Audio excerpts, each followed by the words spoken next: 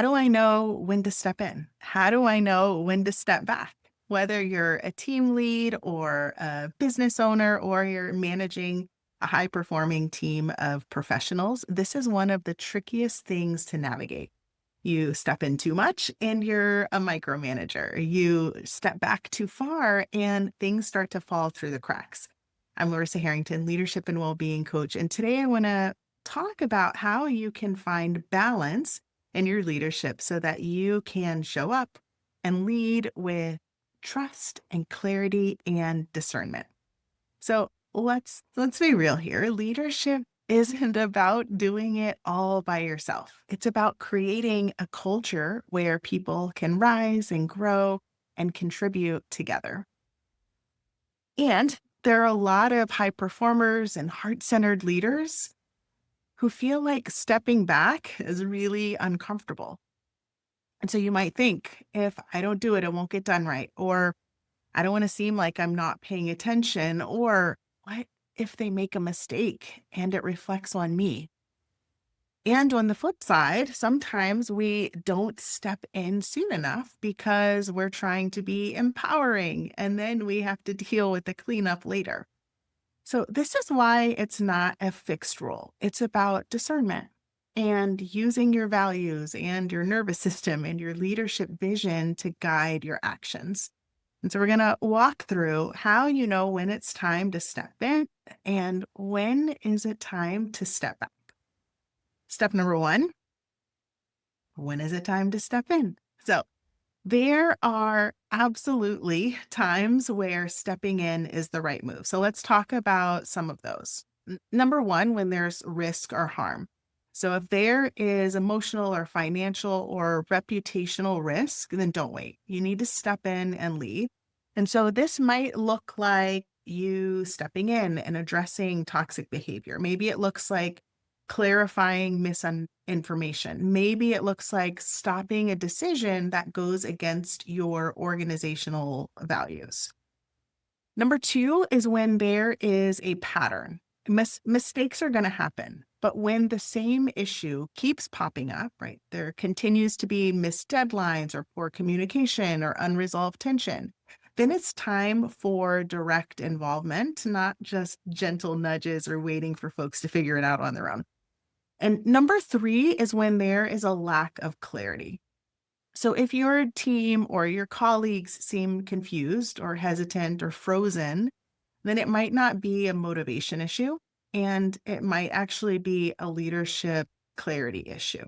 So this is where stepping in to reset expectations or realign the vision is critical. So bottom line, you need to step in when the cost of silence is greater than the discomfort of action.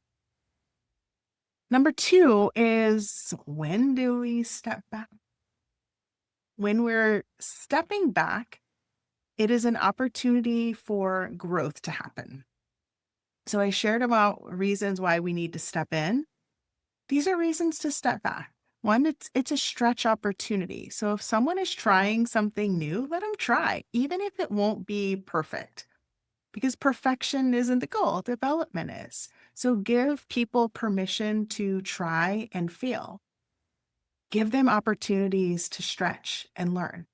Number two is, you've delegated clearly. If you've already delegated, you've set expectations, you've provided the resources, you've given them the tools, then they don't need you to shadow. They need your trust. Micromanaging sends a message that is, I don't believe in you. And so that erodes motivation over time. So again, if you've already delegated and you have shared the expectations, step back. Number three is when you're feeling anxious and not clear. So sometimes our instinct is to jump in, not from a place of leadership, but from a place of fear of failure, fear of being judged, fear of letting go of control. And so when this happens, when we notice this impulse to jump in, step back, pause, ask yourself, is this a real need, or is this just my nervous system trying to save me? Bottom line, step back when growth is possible and when the discomfort isn't about you. Yeah. Step number 3, use a leadership compass. So here's a tool that I use, this leadership compass, and it's 4 simple questions to help you decide whether to step in or to step back. Number 1, is it aligned with our mission or values, right? First question you ask yourself, is it aligned with our mission or values? Number 2, what would happen if I didn't act? Number 3, am I the best person to address this? Or am I just most available?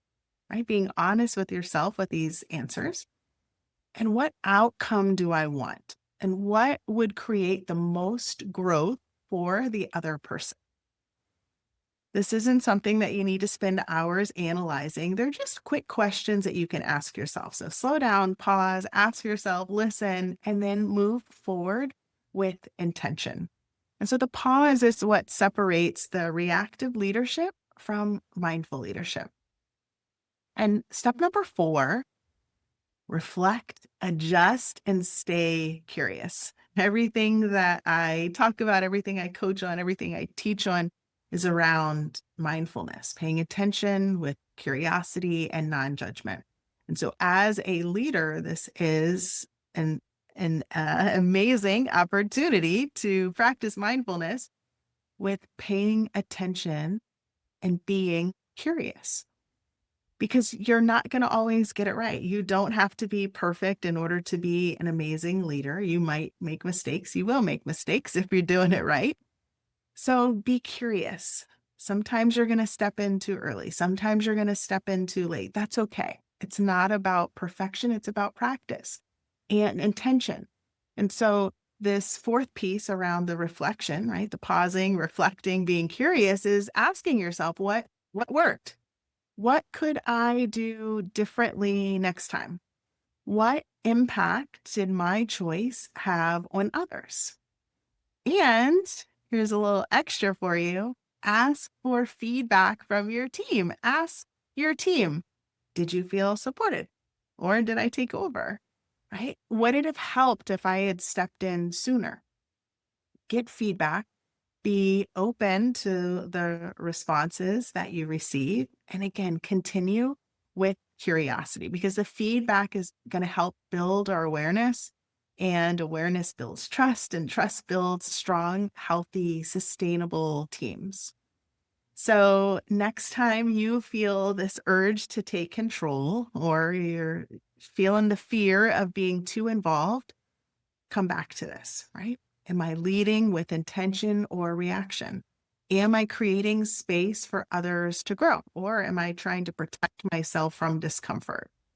Give yourself permission to slow down, to pause, to check in, so that you can show up and lead with more discernment, more intention, more curiosity, because that's going to help you and your team continue to grow. Remember, there's no magic formula. I'm just offering a couple different tips for you along the way. And remember that it is a practice. So if this was helpful, drop a comment and let me know how it goes. If you're navigating this for you and your team, I'd love to hear. And if there's any other topic that you'd like to have a training on, drop it in the comments. Have an amazing day. Continue going out there in the world, making a positive impact. And remember to take care of yourself and others along the way.